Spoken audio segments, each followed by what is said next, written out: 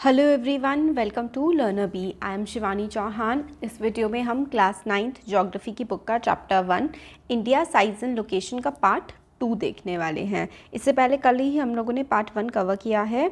उसमें हम काफ़ी कुछ देख चुके हैं, longitude, latitude, location, India 7th largest country है वर्ल्ड की, ये सब हमने देख लिया है। अब ये मैप देखिए, India on international highway of trade and commerce. तो इंडिया की देखिए मुंबई पोर्ट से कहाँ कहाँ सारा सामान जाता है। ये देखिए स्वेज कैनाल को और अलग अलग देशों को, मतलब बहुत ज़्यादा बिजी रूट है। इंडिया में अलग अलग जगह सामान भेजा जाता है इंडिया से, और इंडिया में सामान आता भी है। तो एक्सपोर्ट और इम्पोर्ट हमारे देश में बहुत होता है। India's contact with the world have continued through ages, but her relationship through the land routes are much older than the maritime contacts। तो इंडिया का जो रहा है रिलेशन पूरी दुनिया के साथ सदियों से रहा है, मगर ये जो रिलेशन इंडिया का दुनिया के दूसरे देशों से रहा है ये लैंड रूट से ज़्यादा रहा है। मतलब ज़मीनी रास्ते से हम लोगों ने पुराने ज़माने में ज़्यादा व्यापार किया है एज़ कम्पेयर टू जहाज़ों की या फिर समुद्री इलाके से। तो देखो ज़मीन से भी देखो इंडिया पूरा चाइना और हर जगह कितनी सारी जगह से सिर्फ इंडिया लैंड से ही पूरे के पूरे जुड़ा हुआ है, यूरोप वगैरह से बहुत सारी जगह से। तो लैंड से पहले ज़्यादा व्यापार किया जाता था, और अब आज के टाइम में सी रूट से, क्योंकि व्यापार करना काफ़ी सस्ता पड़ता है, इसलिए ट्रेड हमारा सी रूट से काफ़ी ज़्यादा होता है। Various passes across the mountains in the north have provided passage to the ancient travellers. Passes का मतलब होता है जैसे कि पहाड़ हैं, ठीक है, पहाड़ के बीच में ना जो रास्ते निकल गए होते हैं उनको पैसेज कहते हैं। उनसे ही ट्रेवलर्स एक जगह से दूसरी जगह जाया करते थे, तो उससे ट्रेड भी काफ़ी बढ़ा। While oceans restricted such interference for a long time. तो इंटरैक्शन, ओशन से इतना इंटरैक्शन यानी कि मेल जोल नहीं हो पाया एक जगह से दूसरी जगह। हम लोग ओशन से इतना अच्छे से नहीं जा पाते थे जितना कि ज़मीनी इलाकों से जाते थे। These routes have contributed in the exchange of ideas commodities since ancient times. तो ये जो लैंड रूट्स थे, आइडियाज़ यानी कि लोगों के जो सोच है, हम लोगों का जो कल्चर है वो यहाँ पर दूसरे देशों से आया भी और यहाँ का कल्चर दूसरे देशों को गया भी। आइडियाज़ जो कि उपनिषद के, रामायण के, पंचतंत्र की कहानियाँ, इंडिया का न्यूमरल सिस्टम, डेसिमल सिस्टम दुनिया के अलग अलग भागों में पहुँचा। जैसे कि मैथ्स जो है बहुत बड़ा कंट्रीब्यूशन है इंडिया का पूरे वर्ल्ड को। हमारे वहाँ मैथमेटिक्स काफ़ी ज़्यादा डेवलप थी पुराने समय से ही। इंडिया से मसाले, मूसलिन यानी कि कॉटन का बहुत ही ज़्यादा अच्छा कपड़ा, एंड अदर मर्चेंडाइज यानी कि बेचने का सामान, व्यापार का सामान, were taken from India to different countries. अलग अलग देशों में इंडिया से सामान लेकर के जाया जाता था। On the other hand, influence of Greek sculpture and the architectural style of dome and minars from West Asia can be seen in the different parts of the country. तो इंडिया से भी काफ़ी सारी चीज़ें गई बाहर, जैसे कि पंचतंत्र की कहानियाँ, मैथमेटिकल सिस्टम, और बाहर से भी जैसे कि जो ग्रीक स्कल्पचर्स यानी कि ग्रीस जो देश है वहाँ पर मूर्तियाँ जैसी बनाई जाती थी, वो इंडिया में बनाई जाने लगी उस तरीके की। और जैसे वहाँ पे वेस्ट एशिया में मीनारें बनाई जाती थी इस तरीके से, वो इंडिया में बनाई जाने लगी। तो आइडियाज़ का, स्कल्पचर्स का, नॉलेज का काफ़ी एक्सचेंज हुआ पूरी दुनिया से इंडिया में। इंडिया के अब पड़ोसी, इंडिया जो है काफ़ी ज़्यादा स्ट्रैटेजिक पोजीशन है इंडिया की। मतलब देश एक दूसरे से जैसे जुड़े होते हैं ना, तो इंडिया देखो ना सेंट्रल पोजीशन है, कितने सारे देश इंडिया के आसपास हैं। एक तो इंडियन ओशन में इतनी बड़ी कोस्ट लाइन है। कोस्ट लाइन क्या होती है? जो इलाका, जो बाउंड्री समुद्र से जाकर के मिलती है, उसके आगे ज़मीन नहीं होता, समुद्र होता है, उसको हम लोग बोलते हैं कोस्ट लाइन, ओशन पे जो होती है।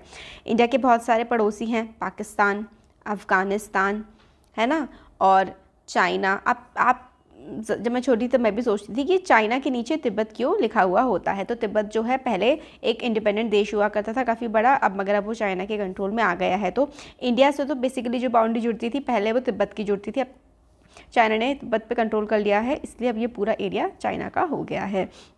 तो अफ़गानिस्तान, पाकिस्तान, चाइना, नेपाल, भूटान, और फिर उसके बाद बांग्लादेश, म्यांमार, और फिर नीचे अगर हम देखें तो इधर देखो श्रीलंका, और इधर ये मालदीव्स, ये सारे के सारे इंडिया के पड़ोसी देश हैं। पड़ोसी देश देख लिए। अब इंडिया में 28 स्टेट्स नहीं हैं। आपने न्यूज़ में बहुत अच्छे से देखा होगा कितनी स्टेट्स हैं, 28 हैं कि 7 यूनियन टेरिटरीज़ हैं। अगर ये सही है ये वाली चीज़ तो भी मेरे को बताइए, और अगर इसमें कुछ मिस्टेक है तो भी आप मेरे को बताइए। आप देखिए जैसे कि यहाँ पर ये देखिए, ये जम्मू, ये वाला पूरा जो इलाका है आपके मैप में सही कर दिया गया है कि ये लद्दाख है, और ये जम्मू एंड कश्मीर है। पहले ये पूरा जम्मू कश्मीर हुआ करता था, और पहले ये राज्य हुआ करता था। अब क्या हो गया है? अब जम्मू कश्मीर और लद्दाख मिलकर के दो क्या हो गई हैं? 2 यूनियन टेरिटरीज़ हो गई हैं। इसी तरीके से पहले दमन एंड दीव, ये जो दमन है और दीव है, पहले ये अलग अलग हुआ करती थी, अलग अलग यूनियन टेरिटरीज हुआ करती थी। दमन एंड दीव और दादरा नगर हवेली, अब इन्हें मिलकर के एक ही यूनियन टेरिटरी बना दिया गया है। तो इसलिए हमारे यूनियन टेरिटरीज और स्टेट्स का नंबर चेंज हुआ है। पहले 29 स्टेट होते थे, अब 28 स्टेट हो गए हैं। और पहले 7 यूनियन टेरिटरीज होती थी और अब 8 यूनियन टेरिटरीज हो गई हैं। तो इसमें 2 यूनियन टेरिटरीज, ये देखो, एक तो ये जम्मू कश्मीर और फिर उसके बाद लद्दाख, ये हो गई थी। फिर ये जो है दमन एंड दीव, दादरा नगर हवेली, इनको मिला करके एक ही यूटी बना दिया गया है, ये हुआ है। अब find out number of UTs along western and eastern coast. Western coast कौन सा होता है, ये देखो, जो वेस्टर्न इलाका है, कोस्ट मतलब समुद्री इलाका, यानी कि जो ये वाला इधर वाला ये वेस्ट साइड है, वेस्टर्न पे कौन सी यूटीज़ हैं, तो देखो हमें यहाँ पे दिख रही है दमन एंड दीव, दादरा नगर हवेली, और फिर उसके बाद पुदुचेरी, माहे। और फिर ईस्टर्न कोस्ट पे हमें कौन कौन सी यूटीज़ दिख रही हैं, ये देखो यहाँ पे यमन। ये एक्चुअली क्या है ना, ये जो पुदुचेरी, इसमें फ्रांस का पहले कंट्रोल था, तो ये देखो यमन, ये आंध्र प्रदेश में पड़ रहा है, ये पुदुचेरी, फिर कराईकल ये तमिलनाडु में पड़ रहा है, और ये पुदुचेरी माहे वाला इलाका ये पड़ रहा है कहाँ पर, इधर केरला के पास। और ये हमारी लक्षद्वीप भी हमारे देश की यूनियन टेरिटरी है, अंडमान निकोबार भी यूनियन टेरिटरी है। फिर उसके बाद दिल्ली जो है, दिल्ली एक यूनियन टेरिटरी है, और फिर चंडीगढ़ एक यूनियन टेरिटरी है। तो काफ़ी सारी यूनियन टेरिटरी हैं, कितनी, 8, टोटल 8 यूनियन टेरिटरीज हैं हमारे देश में। अब आता है India share is land boundaries with किस किस के साथ, पाकिस्तान, अफगानिस्तान इन द नॉर्थ वेस्ट। तो देखो ये वाला जो इलाका है ना, इधर वाला, ये इंडिया का इधर ये जो इलाका है, ये नॉर्थ है ना, ऊपर की तरफ है और वेस्टर्न साइड में है। तो नॉर्थ वेस्ट में कौन कौन से हमारे पड़ोसी देश हैं, अफगानिस्तान और पाकिस्तान। फिर उसके बाद अगर हम लोग देखें चाइना, तिब्बत, क्योंकि मैंने आपको बताया ना कि अब चाइना ने तिब्बत पे अपना कंट्रोल कर रखा है, इसलिए हम लोग ब्रैकेट में तिब्बत लिखते हैं। Nepal and Bhutan in the north, तो नॉर्दर्न साइड में देखो ऊपर की तरफ, ये देखो ये तिब्बत का इलाका, और जो कि अब चाइना के कंट्रोल में है। फिर उसके बाद नेपाल, भूटान, ये नॉर्थ हो गया। और फिर इधर देखो बांग्लादेश, अगर हम लोग ईस्ट की बात करें, और म्यांमार।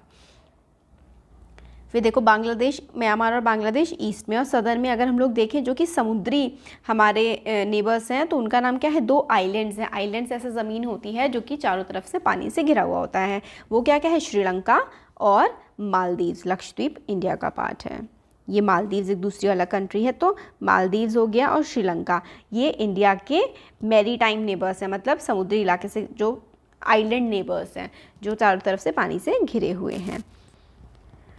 ये हो गया। अब ये डू यू नो देखो क्या है, before 1947 there were 2 types of states in India. 1947 से, यानी कि आज़ादी से पहले की बात करें तो इंडिया में 2 तरीके के स्टेट्स हुआ करते थे।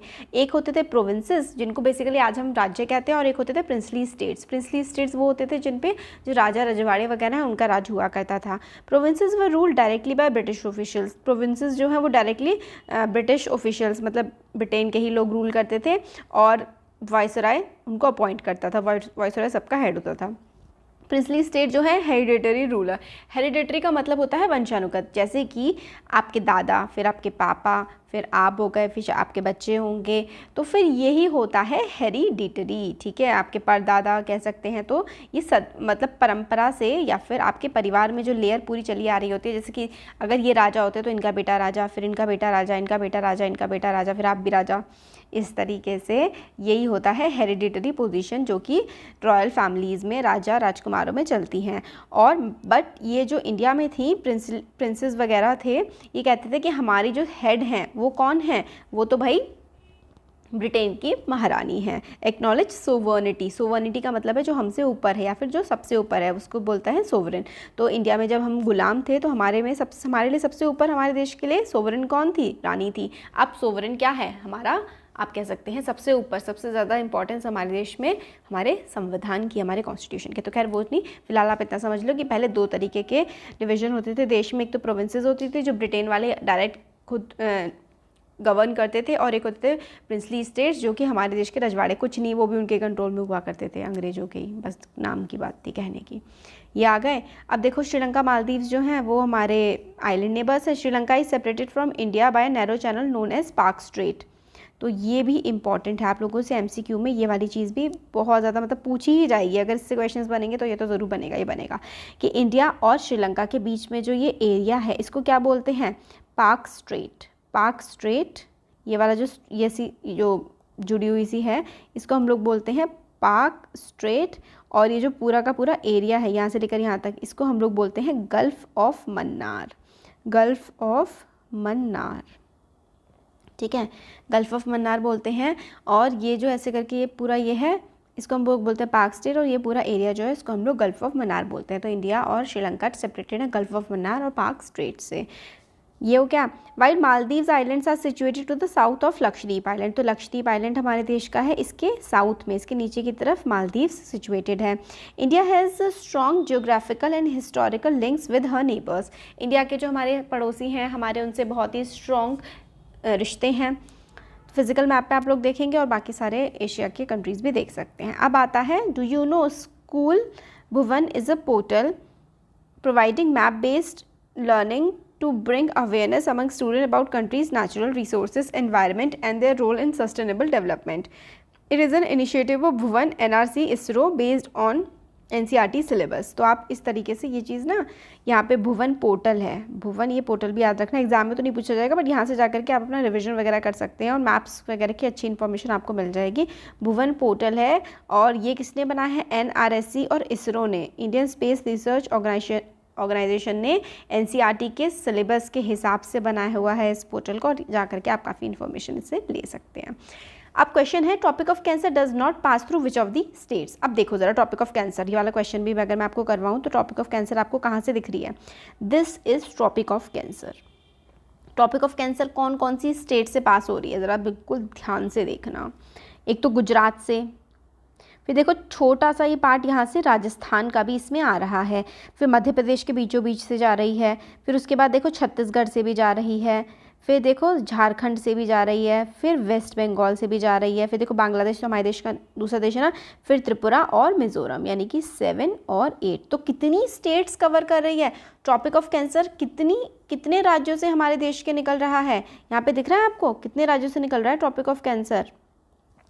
यहाँ पे देखो गुजरात, मध्य प्रदेश, छत्तीसगढ़, झारखंड, वेस्ट बंगाल, 1 2 3 और छोटा सा एरिया राजस्थान का भी कवर हो रहा है।